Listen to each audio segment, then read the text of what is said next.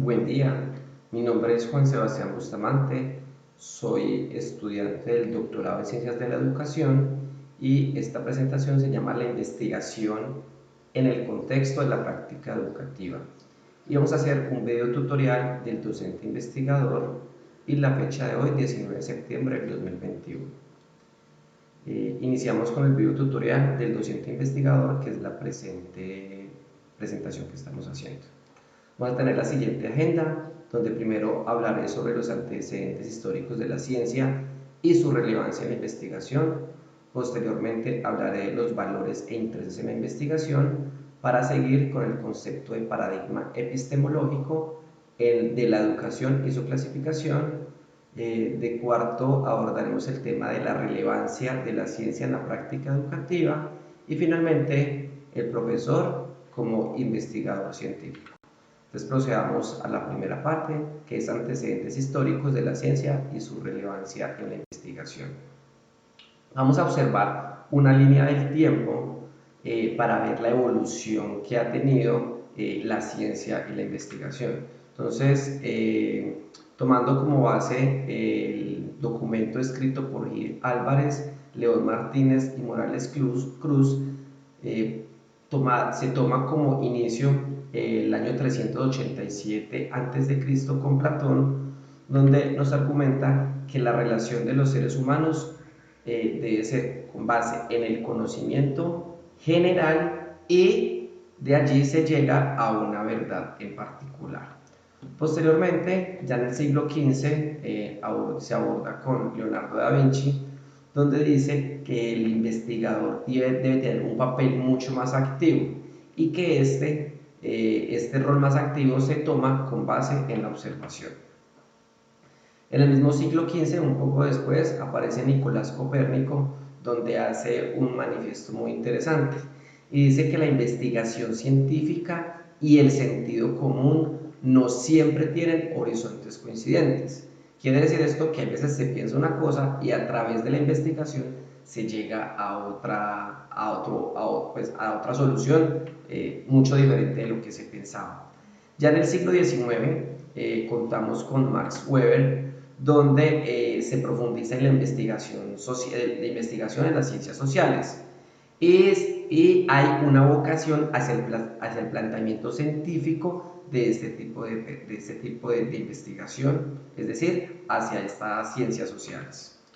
Ya en el siglo XX encontramos varias personas, el primero de ellos Martin Heidegger, donde también dice que la investigación debe tener una finalidad interpretativa, hospitalaria y hermenéutica, de tal manera que se mire el pasado, de dónde provienen cierto contexto, cierta idiosincrasia de las culturas, para poder saber dónde estamos y hacia dónde vamos.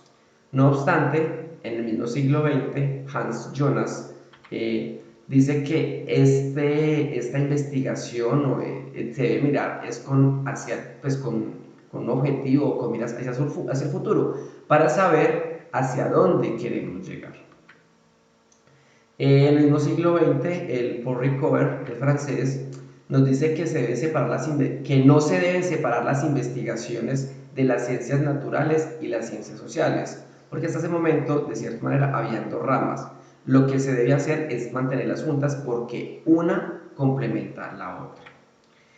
También ya contamos en el siglo XXI con el alemán Hans-Georg Gadamer, donde dice que el investigador debe tener un punto autocrítico, donde se debe criticar qué es lo que hace y realmente saber si eso tiene algún valor agregado hacia la sociedad. Y en el siglo XXI también tenemos a Jürgen Habermas, donde nos dice que el énfasis en que el objetivo de la investigación debe ser construir y liberar, cuidar y proteger la naturaleza humana. Es decir, que toda la investigación que se haga debe tener como principal objetivo el bienestar del ser humano. Todo esto nos lleva a determinar ciertos aspectos muy importantes, y es que la investigación se concibe desde el ingenio, el talento y además forja el carácter del investigador, no importa la edad que tenga. Por eso la importancia de que en nuestro papel como docente empecemos a incentivar este tipo de prácticas en nuestros estudiantes. Hay un compromiso con los valores de la ética cívica global. A medida que se va dando la investigación en el transcurso del tiempo, se van creando cierta ética investigativa, principalmente cuando tiene que ver con tratamientos científicos hacia los humanos, temas farmacéuticos, temas de ADN, biológicos, bueno, cierto tipo de circunstancias que conllevan entonces a que se haya ido creando y actualizando, modificando esta ética investigativa, que es la que vemos allí. Esta ética investigativa se basa en unos principios, en unos códigos de conducta, unos reglamentos que se deben seguir y unas normas previamente establecidas.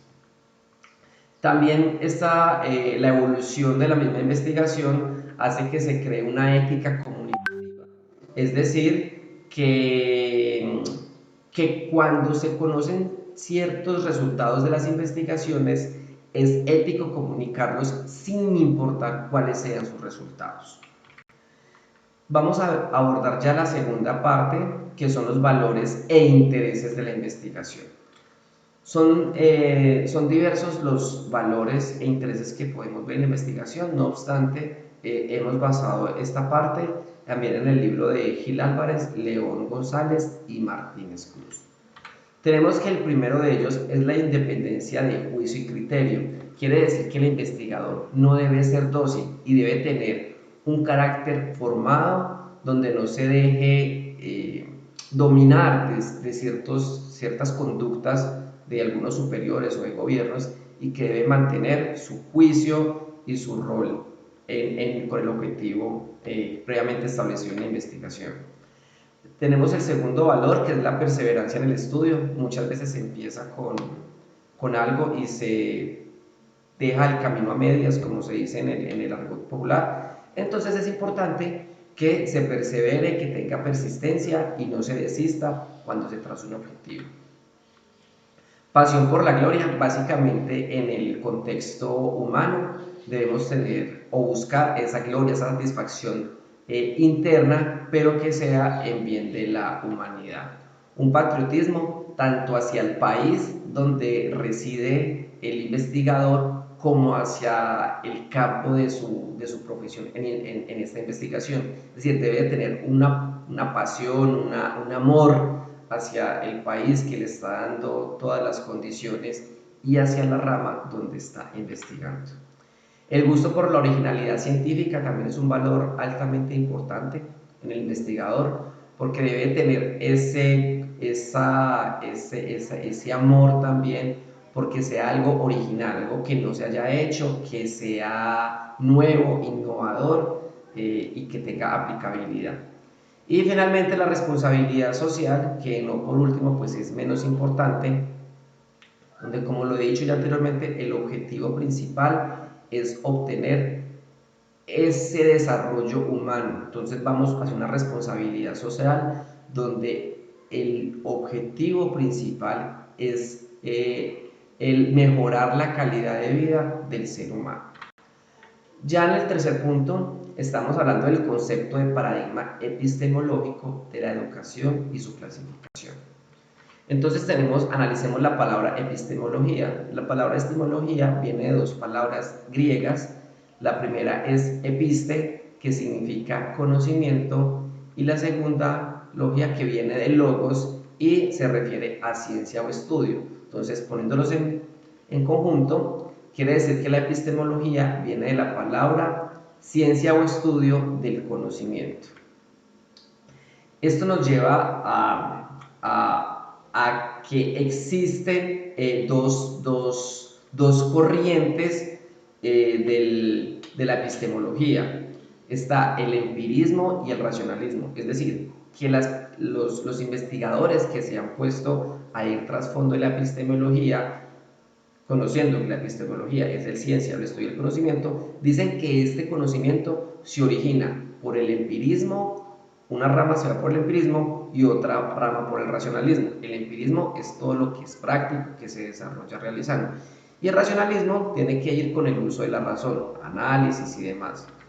Sin embargo, sabemos que el objetivo o la intención es poder unir tanto el empirismo como el racionalismo en un aula de clases, de tal manera que el estudio y el método de enseñanza, el estudio que dictan los profesores a través del proceso de enseñanza-aprendizaje se haga a través, en los estudiantes, a través de los sentidos, a través de las percepciones, a través de un análisis y de un raciocinio, de tal manera que sepan o se responda a la pregunta cómo se concibe el conocimiento, ¿sí? A través de estas cuatro características: sentidos, percepción, análisis y raciocinio. El proceso de enseñanza-aprendizaje se puede dar y sabemos cómo se concibe este conocimiento.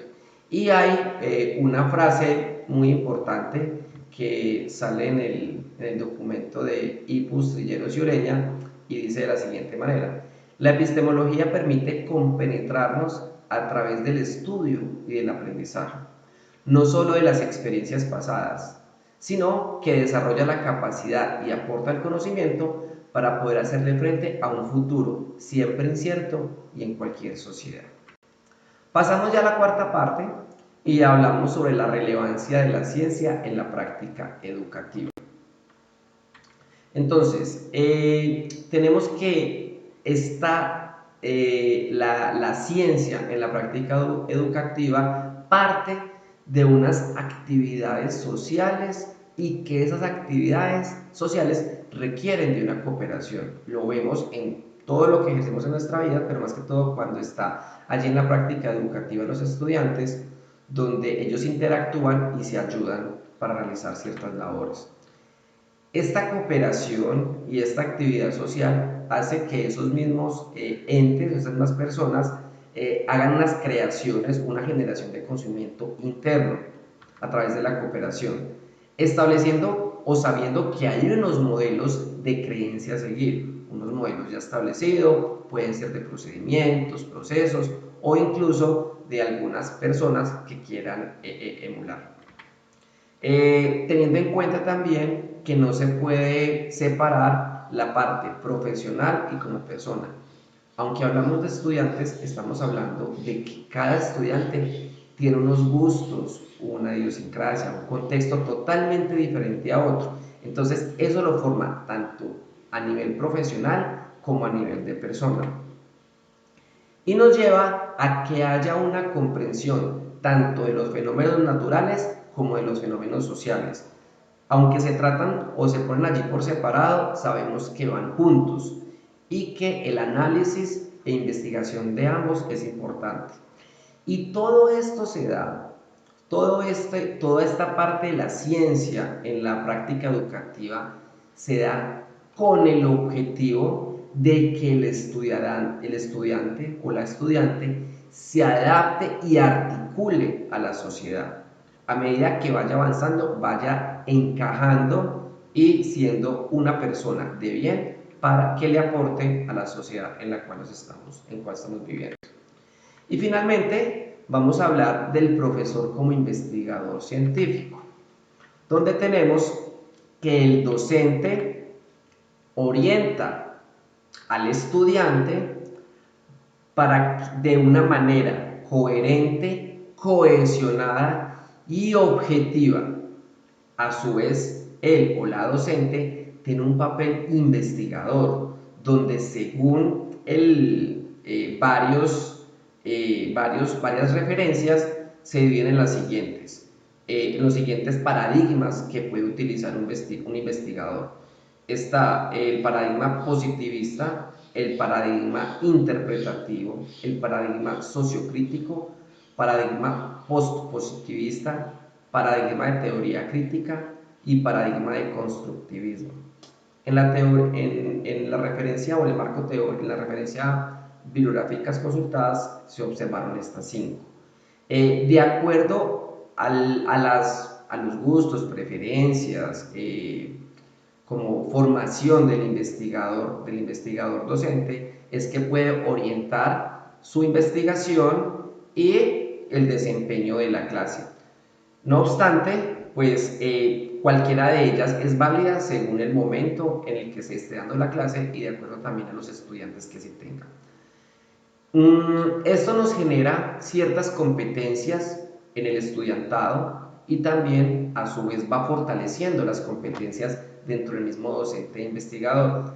Entre las principales competencias que se forman están las competencias analíticas, las deductivas, las organizativas, las interpretativas y las comunicativas. Todo esto recuerden que va con el objetivo de vincular al estudiantado, al alumnado dentro de nuestra sociedad y que es el fin último y más importante, principal de la investigación que se hace cuando se hace una investigación en el tema de la enseñanza, del proceso de enseñanza-aprendizaje. Aquí también quiero hacer acotación a una frase que nos da la referencia bibliográfica Marco, y dice: el aprendizaje a lo largo de la vida no se limita a evaluar las competencias curriculares y transversales de los alumnos, sino que también informa sobre su motivación para aprender, la percepción de sí mismos y las estrategias que utilizan como sujetos de aprendizaje. Con esto doy fin a la presentación. Espero que sus comentarios, dudas, inquietudes, aportes, y muchas gracias.